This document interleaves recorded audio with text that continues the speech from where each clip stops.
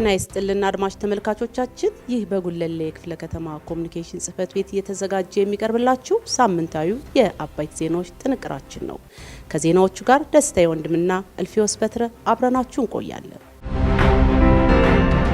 ባሳለፍነው ሳምንት በጉለሌ ክፍለ ከተማ አስተዳደር ብሔራዊ ሰንደቅ ዓላማ ቀን በድምቀት ተከበረ። 18ኛው ብሔራዊ የሰንደቅ ዓላማ ቀን በጉለሌ ክፍለ ከተማ አስተዳደር ሰንደቅ ዓላማችን ለኢትዮጵያ ታላቅ የከፍታ ዘመን ብስራት፣ ለብሔራዊ አንድነታችን፣ ለሉዓላዊነታችንና ለኢትዮጵያ ህዳሴ በሚል መሪ ቃል በድምቀት ተከብሯል።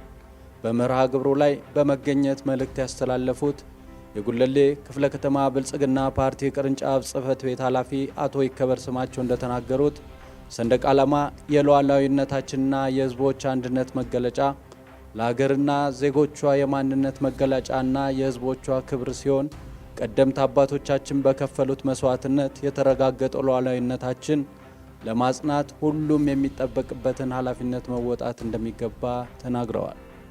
በፕሮግራሙ የክፍለ ከተማ አመራሮች፣ ባለሙያዎች፣ የደንብ ማስከበር ኦፊሰሮችና ተገልጋዮች ተገኝተዋል።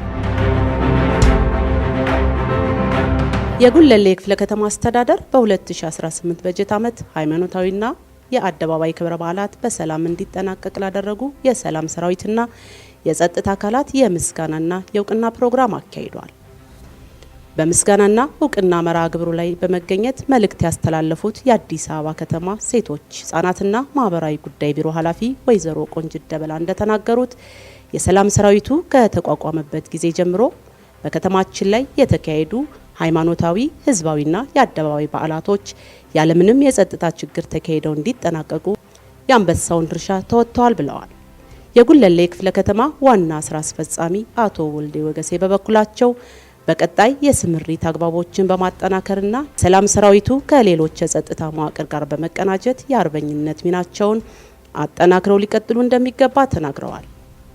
በክፍለ ከተማችን የተከበሩ ሃይማኖታዊና ህዝባዊ በዓላት ፍጹም ሰላማዊ ሆነው እንዲጠናቀቁ ከጸጥታ አካላትና ከኦሮሚያ አጎራባሽ ከተሞች ጋር በቅንጅት በመስራት ጠንካራ የአመራር ስምሪት በመስጠትና ሰፊ ግንዛቤ ለህብረተሰቡ በመፍጠር ረገድ በርካታ ስራዎች መሰራታቸውን የጉለሌ ክፍለ ከተማ ሰላምና ጸጥታ አስተዳደር ጽህፈት ቤት ኃላፊ አቶ ሀብታሙ ደረጀ ገልጸዋል። በምስጋናና እውቅና መርሃ ግብሩ ላይ የክፍለ ከተማና የወረዳ አመራሮች፣ የሃይማኖት አባቶች፣ የፌዴራልና የአዲስ አበባ ፖሊስ አባላት፣ የደንብ ማስከበር ኦፊሰሮች፣ የሰላም ሰራዊት አመራሮችና አባላት እንዲሁም ነዋሪዎች ተሳትፈውበታል።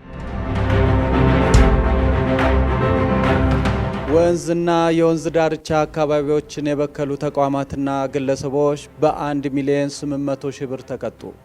የአዲስ አበባ ደንብ ማስከበር ባለስልጣን በአዲስ ከተማና በጉለሌ ክፍለ ከተማ 9 ግለሰቦችና ተቋማት ወንዝና የወንዝ ዳርቻ በመበከላቸው በደንብ ቁጥር 180/2017 መሰረት በ1 ሚሊዮን 800 ሺህ ብር በመቅጣት አስተዳደራዊ እርምጃ መውሰዱን አስታውቋል።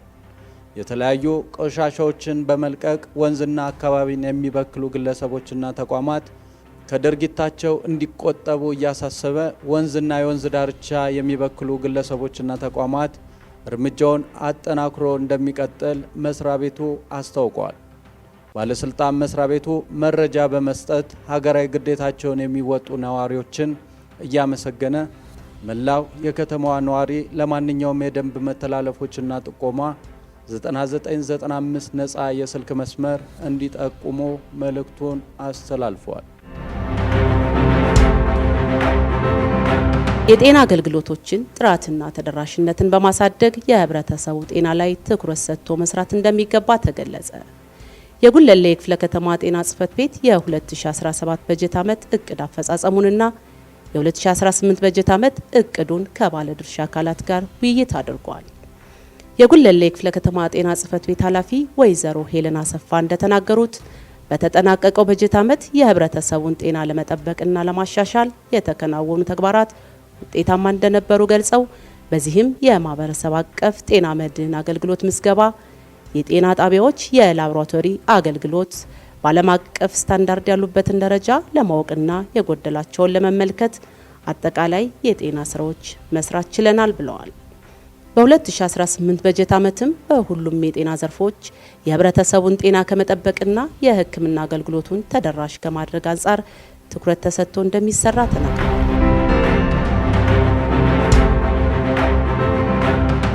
የአዲስ አበባ ከተማ ፖሊስ መምሪያ አባላት የሸገር የወንዝ ዳርቻ ልማት ፕሮጀክት ለከተማው አዲስ ገጽታ ያላበሰ መሆኑን ተናገሩ።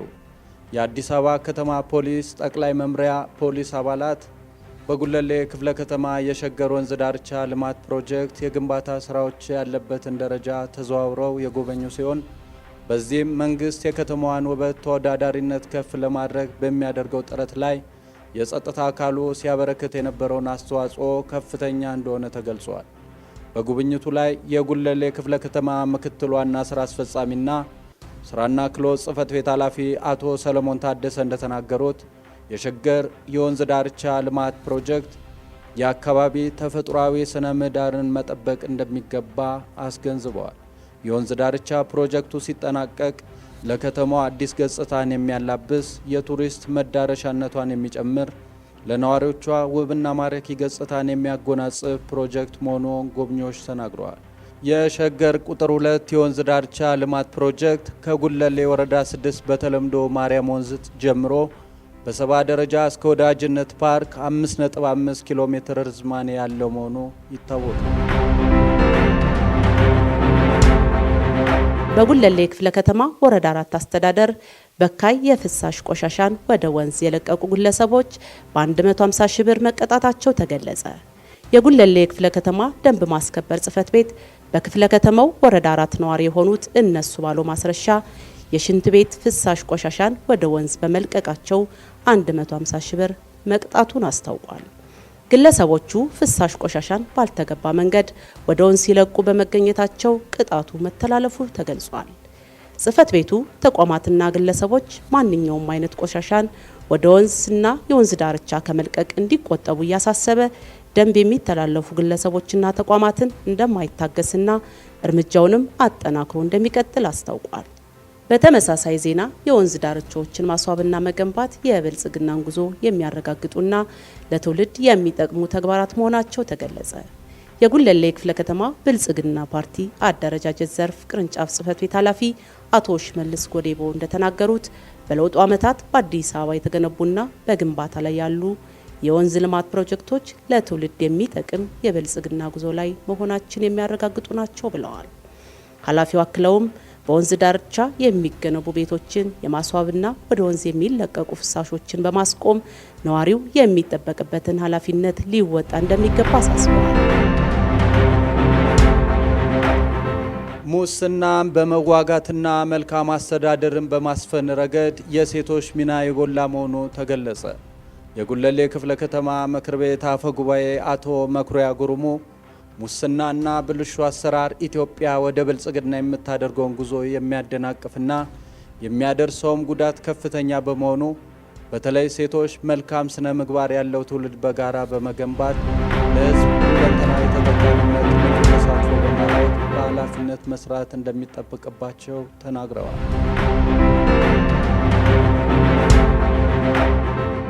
ክህሎት መር የስራ ዕድል ፈጠራ ውጤታማነታችንን በማሳደግ የሴቶችና የወጣቶችን ተጠቃሚነት መጨመር ይገባል ሲሉ በምክትል ከንቲባ ማዕረግ የአዲስ አበባ ከተማ ስራና ክህሎት ቢሮ ኃላፊ አቶ ጥራቱ በየነ ተናገሩ።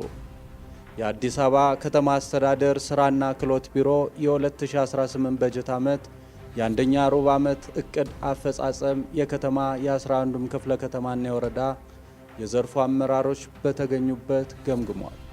በመድረኩ ላይ የተገኙት በምክትል ከንቲባ ማዕረግ የአዲስ አበባ ከተማ ስራና ክህሎት ቢሮ ኃላፊ አቶ ጥራቱ በየነ እንደተናገሩት በከተማ አስተዳደሩ ክህሎት መር የስራ ዕድል ፈጠራ ውጤታማነታችንን ወደ ላቀ ደረጃ በማላቅ በበጀት ዓመቱ ባለፉት 3 ወራት ግቦቻችንን ማሳካት ችለናል ብለዋል። በሩብ ዓመቱ የተቋማት ሪፎርም ስራ ወደ ተሟላ ደረጃ በማድረስ የቴክኖሎጂ ልማት ስራዎች፣ የመሶብ የአንድ ማዕከል፣ ዘላቂና አስተማማኝ የስራ ዕድል ፈጠራ፣ ወደ ማኑፋክቸሪንግ ተሻጋሪ ኢንተርፕራይዝ መፍጠር፣ የኢንተርፕራይዞች ድጋፍ፣ ውጤት ተኮር ቴክኒክና ሙያ፣ የአሰሪና ሰራተኞች የመደራጀት ምጣኔ ከፍ ማድረግ፣ የተሟላ የመረጃ ስርዓት ማዘመን ላይ በትኩረት መስራቱን ተናግረዋል። ኃላፊው አክለውም በቀጣይ እቅዳችን ለማሳካት በቅንጅት ችግሮችን በመለየትና መፍትሄ በማስቀመጥ ስራን በፍጥነትና በጥራት ሰርቶ ማስረከብን እንደ ተቋም ባህል እንዲሆኑ በትኩረት ሊሰራ ይገባል ብለዋል። ሳምንታዊ የአባይ ዜናዎቻችን ጥንቅር ይህን ይመስል ነበር። ሳምንት በሌሎች ዜናዎች እስከምንገናኝ መልካም ሳምንት። ለበለጠ መረጃ ማህበራዊ ድረገጾቻችንን ይከታተሉ።